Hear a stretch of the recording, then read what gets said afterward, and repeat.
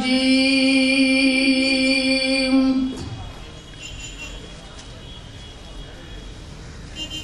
بسم الله الرحمن الرحيم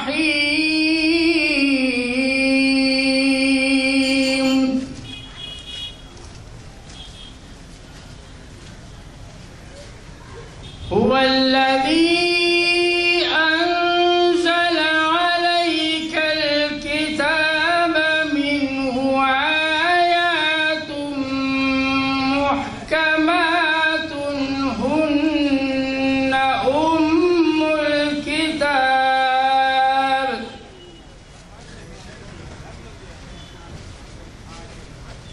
هن أم الكتاب وأخر متشابهات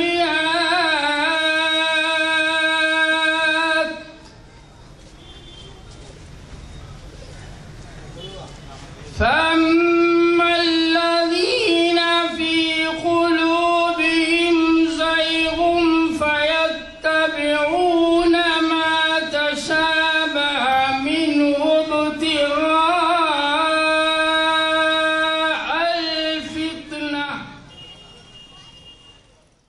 السلام عليكم ورحمة الله وبركاته. சிறப்பான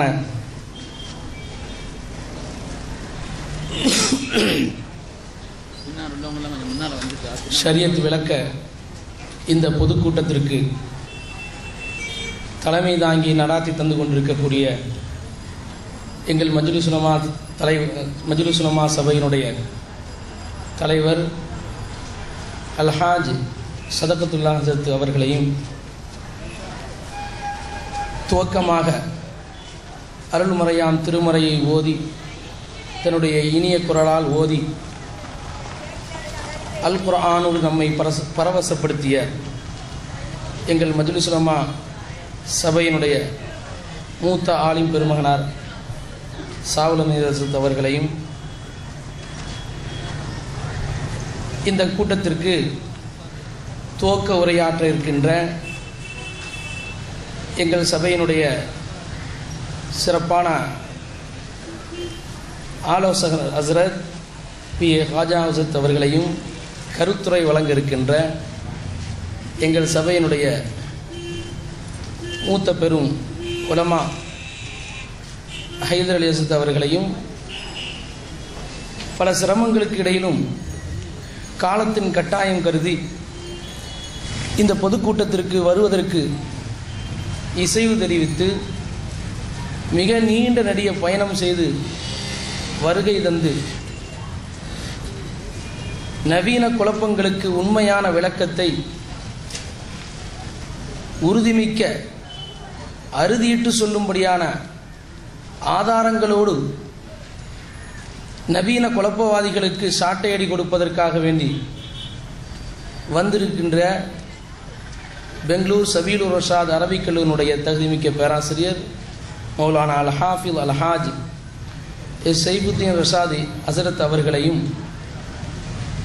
இந்த கூட்டத்தினுடைய எல்லா முன் ஏற்பாடுகளையும் சிறப்பாக கவனித்துக் கொண்டிருக்கக்கூடிய நகர மஜ்லிஸ் உலமாவினுடைய அங்கத்தினராக இருக்கக்கூடிய உலமா பெருமக்களையும், முழு ஒத்துழைப்பு கொடுத்து இணைந்து பணியாற்றி கொண்டிருக்கக்கூடிய வாலண்டியர்ஸுகள் அருமையான சகோதரர்களையும், உள்ளூரிலிருந்தும் சுற்று வட்டாரங்கள் வெளியூர்களிலிருந்தும் திரளாக வந்து கொண்டே இருக்கக்கூடிய இஸ்லாமிய பெருமக்களையும், கண்ணியமிக்க உலமா பெருமக்களையும், இமாம்களையும், அனைத்து மக்களையும் நகர மஜ்லிஸ் உலமா சார்பாக இன்முகத்துடன் இனிய துஆவுடன் நாங்கள் இனிதே வரவேற்கின்றோம். அருமையான பெருமக்களே, காலத்தின் கட்டாயத்தின் கருதி இக்கூட்டம் கூட்டப்பட்டதனுடைய நோக்கம் கடந்த 11/12/2011 ஒரு பொய்யான தலைப்பின் கீழ் கூட்டப்பட்ட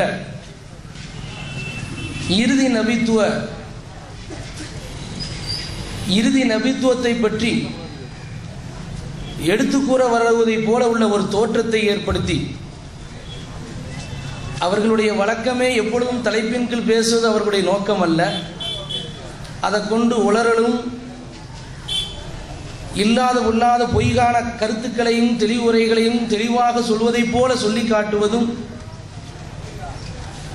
அவர்களுக்கு ரொம்ப இனிப்பாக இருக்கக்கூடிய, சமூகத்துக்கு தங்களை அர்ப்பணித்து பணியாற்றி கொண்டிருக்கக்கூடிய உலமா பெருமக்களையும் இந்த சமூகத்தினுடைய நாடி நரம்புகளுக்கெல்லாம் மார்க்க தெளிவையும் விடிவையும் ஷாராக புளிந்து தந்த கண்ணியம் பொருந்திய இமாம் பெருமக்களையும் இந்த சமூகத்தினுடைய உள்ளார்ந்த இதயத்தை தொட்டு அவர்களை பக்குவப்படுத்தி இறைவனின்பால் ஈர்த்து அவர்களை இறையச்சம் உள்ளவர்களாக ஆக்குவதற்காக வேண்டி தங்களுடைய இந்த உலகத்தினுடைய சுகங்களை எல்லாம் இன்பங்களை எல்லாம் தூக்கி எறிந்து அல்லாஹ்விற்காக என்று மாதூய எண்ணத்தோடு இந்த உலகத்தில் வாழ்ந்து சென்ற நன்மக்களான சாலிஹீன்கள் இறைநேச பெருமக்களை எல்லாம் தரங்கட்ட ஒரு முஸ்லீமுடைய வாயில், உண்மையான முஸ்லீமுடைய வாயிலிருந்து வரக்கூடாத வார்த்தை, ஏன்னா அவர்கள் அதை விட்டு அப்பாற்பட்டு போய் கொண்டிருக்கிறார்கள். ஒரு உண்மையான முஸ்லீமுடைய வாயிலிருந்து வரக்கூடாத தரங்கட்ட வார்த்தைகளால் விமர்சனம் செய்வதைத்தான் அவர்களுடைய கூட்டத்தின் நோக்கமாக வைத்து உள்ளூர் சிறு மேதாவிகளாக இருந்தாலும் வெளியூரில் இருந்து வரக்கூடிய அதிமேதாவிகளாக இருந்தாலும் அதையே பாணிகளாக யூத ஏஜெண்டுகளுக்கு ஒப்பான அதே பாணிகளை கையாண்டு மார்க்கத்தின் பெயரால் தங்களை வளர்த்து கொள்ளக்கூடிய இந்த உலக சுகத்தை அடைந்து கொள்வதற்காக வேண்டி இருக்கக்கூடியவர்கள் அந்த கூட்டத்திலே கண்ணியமிக்க நாமெல்லாம் மதித்தும் மரியாதை செய்தும் இந்த சமூகத்துக்கு வழிமுறைகளாக காட்டி தந்த மதாயிபுல் அர்பா என்று சொல்லக்கூடிய வழிமுறைகளாக காட்டி தந்த அந்த கண்ணியமிக்க இமாம்களை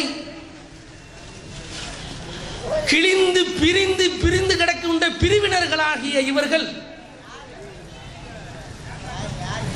அவர்களுடைய இரத்தங்களை எல்லாம் வேறுவைகளாக இந்த உலகத்திலே உதிரச் செய்து நமக்கு ஆய்வு செஞ்சு அல் குர்ஆனையும் ஹதீஸையும் மார்க்கத்தில் ஏற்படக்கூடிய எல்லா பல சட்டங்களையும் நமக்கு இலகுவாக்கி தந்த அந்த கண்ணியமிக்க இமாம் பெருமக்களை அவர்களுடைய பாணியிலே வசைபாடி விட்டு பெயர் இது இறுதி நபித்துவம் என்ற பெயரிலே ஒரு கூட்டத்தை நடத்தி முடித்தார்கள். கூட்டப்பட்டனுடைய கூட்டத்தின் தலைப்பின் கீழ் ஒரு 10 நிமிஷம் கூட அவர்கள் சரியாக பேசியிருப்பார்களா என்பது இந்த ஊரில் உள்ளவர்களுக்கு எல்லோருக்கும் தெரிந்த விஷயம். அருமையான பெருமக்களே, இமாம்கள் தன்னிகரற்ற மாதூய எண்ணத்தோடு உண்மையாளர்களாக அல்லாஹ்வுடைய அச்சம் கொண்டு இந்த சமூகத்துக்காக வேண்டி அவர்கள் அல் குர்ஆனையும் ஹதீஸையும் ஆய்வு செய்து சட்டங்களை விளக்கி தந்த உன்னத மக்கள். இவர்களைப் போல நாளுக்கு ஒரு பேச்சும் மாசத்துக்கு ஒரு கொள்கையும் வருடத்துக்கு ஒரு பதிப்பிலே தங்களுடைய சொற்களை எல்லாம் மாற்றி மாற்றி பேசக்கூடிய பச்சோந்திகள் அல்ல. அருமையான யூத ஏஜெண்டுகளாக செயல்படக்கூடியவர்களே, எப்படியாவது எக்கேடு கெட்டு போனாலும் போகட்டும் என்று தலைவர்கள், தரங்கட்ட தலைவர்களை நாம் ஒதுக்கி தள்ளினாலும் இந்த அப்பாவி இளைஞர்களை பற்றி கவலைப்பட்டு தான் இது போன்ற ஒரு கூட்டத்தை ஏற்பாடு செய்யப்பட்டிருக்கிறது. பெருமக்களே, தயவு செய்து பெரியவர்கள் கொஞ்சம் பின்னால் உட்கார்ந்து முன்னாடி உட்கார்ந்து பின்னால் சேர்ந்து வருது.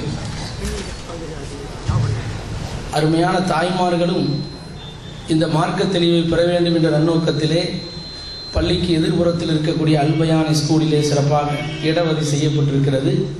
அவர்கள் ஒதுக்கப்புறமாக அங்கே இருந்து கேட்கும்படி மிக்க அன்போடு கேட்டுக்கொள்கின்றோம். அருமையானவர்களே, நாமெல்லாம் பிதாத்தை கண்டிக்க வந்திருக்கிறான், பரவாயில்லை, துணிவோடு சொல்கிறார் என்று நம்பினோம் ஒரு காலம் வரை. அதை குழி தோண்டி புதைத்து விட்டு இமாம்களை கை வைத்தார்.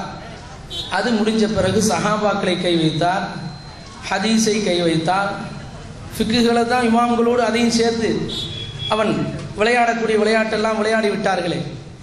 இமாம்களை கை வைத்தார், சஹாபாக்களை கை வைத்தார், ஹதீஸுகளையும் கை வைத்தார்கள். இப்போ குர்ஆனுக்கு வந்து விட்டார்கள்.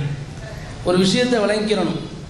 இப்லீஸாவது ஆதம் அலைஹிஸ்ஸலாத்துக்கு சஜதா செய்வதற்கு தான் எதிர்த்தாங்க. ஆதம் அலைஹிஸ்ஸலாத்துக்கு சஜதா செய்வது தான் எதிர்த்தான், மறுத்தான். ஆனால் இவன் அதை விட ஒருபடி தாண்டி அல்லாஹ்வை எதிர்க்க ஆரம்பிச்சிட்டாங்க. அல் குர்ஆன் ஷரீஃபிலே தேவையில்லாத சில எழுத்துக்கள் கலிமாக்கள் இருக்கிறது. அதற்கு எந்த ஒரு பொருளும் அல்ல, அது எந்த ஒரு பயனும் அல்ல என்ற நிலையிலே அல்லாஹ்வுடைய கலாமிலேயே அறிவுரை சொல்லக்கூடிய அளவுக்கு இந்த அதிமேதாவிகள் மார்க்கத்திலே அவர்கள் தங்களை வளர்த்துக் கொள்கிறார்கள் என்பதை அறியாமையான இளைஞர்கள் அறிந்து கொள்ள வேண்டும் என்பதற்காக சொல்கிறேன். இப்லீஸை விட ஒருபடி தாண்டி விட்டார்கள். கிராமத்திலிருந்து பட்டணத்துக்கு மாட்டு வண்டி போட்டு வருவாங்க. அதுக்கு கீழே ஒரு நாயும் வரும். வண்டி வந்துக்கிட்டே இருக்கும்போது அந்த நாய் நினைக்குமா, நாம தான் அந்த வண்டியை இழுத்துட்டு போகிறோம், இந்த வண்டியையும் வண்டியில் உள்ளவர்களையும் நாம தான் இழுத்துட்டு போகிறோம் என்று நினைக்குமா? ஆனால் உண்மையிலே இழுத்துட்டு போகிறது யாரு? இதே போன்று தான் இன்னைக்கு இமாம்கள் ஆய்வு செய்த கிதாபுகளை வைத்துக்கொண்டு எல்லாரும் இல்லை, முதல் தலைவராக இருக்கக்கூடியவனுக்கு என்றால் கொஞ்சம் அறிவு இருக்கிறது, அவனுக்கு விவரம் இருக்கிறது என்று சொல்லலாம். இங்கே உள்ள சில்லறைகளுக்கெல்லாம் ஒழுங்காக கிதாபுகள் கூட வாசிக்க தெரியாது, ஒழுங்கான ஹதீஸுக்கு அர்த்தம் வைக்கவும் தெரியாது. இவனுக்கு பந்தம் பண்ணிக்கிட்டு அலைகிறானு தவிர எவனுக்கும் மூணாசுமுரா மதரசால ஓதக்கூடிய மாணவர்கள் வாசிக்கக்கூடிய கிதாபு கூட ஒழுங்காக அர்த்தம் வச்சு வாசிக்க தெரியாது இவர்களுக்கு. அருமையானவர்களே, அப்படிப்பட்ட இவர்கள் இந்த நிலையிலே இவர்கள் குர்ஆனுக்கு கருத்து சொல்வதற்கும் அது தேவையில்லை இது தேவையில்லை என்று சொல்லக்கூடிய அளவுக்கு வந்து விட்டார்களே. இவர்களுடைய லட்சணத்தை இந்த மாதம் வந்திருக்கக்கூடிய ஏகத்துவத்தினுடைய ஜெராக்ஸ் இது, இந்த மாசத்தினுடைய ஏகத்துவ ஜெராக்ஸ் இதில். ஒரு காலத்தில் ஜியாரத்து கபர் வணங்கிகள், நாமெல்லாம் தௌஹீத்வாதிகள், இவர்கள்லாம் கபர்வாதிகள் சொல்லிக்கிட்டு மக்களை ஏமாற்றிக்கிட்டு இருந்தாங்களே. அருமையான ஏமாற்றப்பட்ட இளைஞர் கூட்டங்களே தெரிந்து கொள்ளுங்கள். ஜியாரத்தை பற்றி எதிர்த்தாங்க. அதிலும் குறிப்பாக பெண்கள் போவதை மிகப்பெரிய ஒரு ஷிர்காக சித்தரிச்சாங்க. ஆனால் இன்னைக்கு புதுசாக அவனுக்கு வஹி வந்துடுச்சு. இவன் ஏறக்குறைய இறுதி நபித்துவத்தை எதிர்க்கிறவனுக்கு சமமாயிட்டான். ஏன்னா அவன் தாவா செய்கிறான், இவன் தாவா செய்யல, அவ்வளோதான். அப்பப்போ வஹி வர்ற மாதிரியே பேச ஆரம்பிச்சிட்டாங்க பாருங்க. அருமையானவர்களே, கபர் ஜியாரத்தையும் அதிலும் பெண்கள் போவதை கடுமையாக எதிர்த்த இவர்கள் ஏகத்துவத்தினுடைய இந்த அதாவது டிசம்பர் 2011 டிசம்பர் மாதத்தினுடைய ஏகத்துவத்திலே அவர்களுடைய நிலைப்பாடுகளை பாருங்க. பெண்கள் கபர் ஜியாரத்து செய்யலாமா, அதாவது மார்க்க ஆய்வுகளும் மாற்றப்பட்ட நிலைப்பாடுகளும் என்ற ஒரு கட்டுரையிலே இவங்க லட்சண கொள்கையை பாருங்க. பெண்கள் பல விஷயங்கள்ல இப்போ மாறிட்டாங்க, எல்லாரும் புதுசாக வஹி வந்திருக்கிறதுனால மாறிட்டாங்க. அதில் பெண்கள் கபர் ஜியாரத்து செய்வது கூடாது என்று இருந்த இவர்கள் இப்போ என்ன செய்கிறாங்க தெரியுமா? அவங்க எழுதுறாங்க, அதாவது பெண்கள் கபர் ஜியாரத்து செய்வது கூடாது என்பதுதான் முதலிலே நம்முடைய ஜமாத்தின் நிலைப்பாடாக இருந்துச்சு. அதற்கு பின்வரக்கூடிய ஹதீஸ் ஆதாரமாக எடுத்து வைக்கப்பட்டது. கபறுகளை ஜியாரத்து செய்யும் பெண்களையும் அதை வணங்குமிடமாகவும் விளக்கு ஏற்றுமிடமாகவும் ஆக்கும் பெண்களையும் நபி ஸல்லல்லாஹு அலைஹி வஸல்லம் சபித்தார்கள். அறிவிப்பவர் இப்னு அப்பாஸ் ரலி என்று இந்த ஹதீஸை காட்டி நம்மளுடைய ஆரம்ப நிலைப்பாடு இப்படித்தான் இருந்துச்சு. ஆனால் இந்த செய்தியில பாதாம் அல்வாவை கேள்விப்பட்டிருக்கமே, அதில் வரக்கூடிய ராவி பாதாம் என்ற அபூசாலி என்பவர் இடம்பெற்றுள்ளார். இவர் பலவீனமானவர். பின்வரும் ஆதாரங்கள் அடிப்படையிலே பெண்கள் கபர் ஜியாரத்து செல்வதற்கு தடை இல்லை என்பது சரியானதாகும். இன்னும் கொஞ்ச காலத்தில் நம்மளை விட முதல்ல இவனுக்கு கபூர்ல போய் நிற்க போறாங்க பாருங்க, நமக்கு முன்னாடி போக போறாங்க எல்லாரும். பெண்கள் பின்வரும் ஆதாரங்களின் அடிப்படையில் பெண்கள் கபூர் ஜியாரத்து செய்வதற்கு தடை இல்லை என்பதே சரியாகும். வகை வந்துடுச்சு. நாம இதைத்தான் காலங்காலமாக சொல்லிட்டு இருந்தோம். மரண பயத்தையும் மறுமை சிந்தனையும் வரவழைத்துக் கொள்வதற்காக வேண்டி மன்னரைகளுக்கு செல்வதற்கு பெண்களுக்கும் அனுமதி உள்ளது. ஆயிஷா நாயனுடைய சொற்களை மேற்கோள் காட்டி சொன்னோம். அதே விஷயத்தை இப்போ எழுதி நாம் முதல்ல சொன்னது கொஞ்சம் பலவீனமாயிடுச்சு, அதனால அதுக்கு மாற்றமா பெண்கள் கபர் ஜியாரத்துக்கு போகலாம் நிலைப்பாடு மாறிடுச்சு. ஆமீன் பள்ளியாசு இடிஞ்சு விடுற மாதிரி சத்தம் போடுவாங்க. இப்போ அதுலேயும் கொஞ்சம் நிலைப்பாடு மாறி அந்த முதல்ல சத்தமோடு சொல்லணும்னு சொல்லக்கூடிய ராவி பலகீனமாக இருக்கிறாரு. அதனால கூடு என்ற வார்த்தையை வச்சு பார்க்கும்போது சத்தம் போட்டும் சொல்லலாம், சத்தம் போடாமலும் சொல்லலாம் என்பது அந்த பொருள், அந்த வார்த்தைக்கு உண்டான பொது கருத்தாக இருக்குது. எனவே சத்தம் போட்டும் சொல்லலாம், சத்தம் போடாமலும் சொல்லலாம். இப்படி ஒன்னொன்னா இருக்குது. அவ்வளத்தையும் சொல்ல ஆரம்பிச்சா அது வரவேற்புரையா இருக்காது. இந்த லட்சணம் தான் இவருடைய கொள்கை. இவர்களுடைய அசிங்கத்தனமான கொள்கையினுடைய லட்சணம் இதுதான். அருமையான வாலிப இளைஞர் பெருமக்களே, டிசம்பர் மாத ஏகத்துவத்தை எடுத்து ஒழுங்காக படித்து பாருங்கள். உங்களுக்கு இவங்களுடைய வண்டவாளம் தெரிஞ்சிடும். ஆகா, தெரியாதனமான இந்த பாவிகளை பின்பற்றிட்டோம் என்று உங்களுக்கு நீங்கள் புரிந்து கொள்வீர்கள்.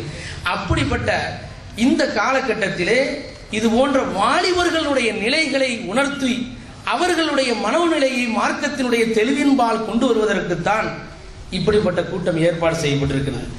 இந்த பாலா போன தலைவன் அதுக்கு வாழ் பிடிக்கிறவனுக்கெல்லாம் அல்ல, அப்பாவி இளைஞர்களை மாற்றுவதற்கும் அவர்களுடைய மனதிலே மார்க்கத்திலே உண்டாக்குவதற்குத்தான் இந்த கூட்டம் ஏற்பாடு செய்யப்பட்டிருக்கிறது. வந்திருக்கக்கூடிய சிறப்புரையாற்ற வந்திருக்கக்கூடிய ஹசரத்தை பற்றி நமக்கு நம்ம ஊருக்கு ரொம்ப அறிமுகமானவர்கள் தான். அவர்களை கொண்டு இந்த ஊரில் எத்தனையோ அதிரடியான கலக்கத்தை எதிராளிகளுக்கு உண்டாக்கி மாற்றம் ஏற்படுத்திய ஒரு மாபெரும் சொல் வித்தகர். அவர்கள் பேசக்கூடிய பேச்சினுடைய ஆணித்தரமே ஒரு பயனும் பதில் சொல்ல முடியாத நிலையில் அவர்கள் வந்திருக்கிறார்கள்.